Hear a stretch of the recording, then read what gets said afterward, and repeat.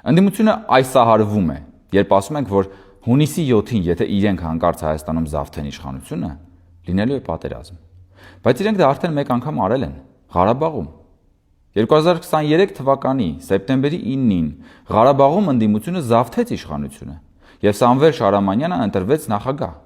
Ռոբերտ Քոչարյանը, Սերժ Սարգսյանը շնորհավորեցին նրան եւ հույս հայտնեցին, որ նույն բանը տեղի կունենա Հայաստանում։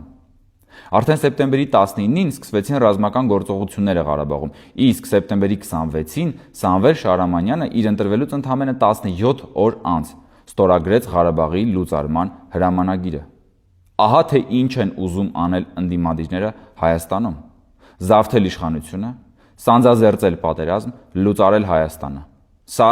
իրենց աղետաբեր եւ եղկելի պլանն է։ Մենք թույլ չենք տալու այս պլանի իրագործումը, եւ Հայաստանը լինելու է խաղաղ ու հարատև։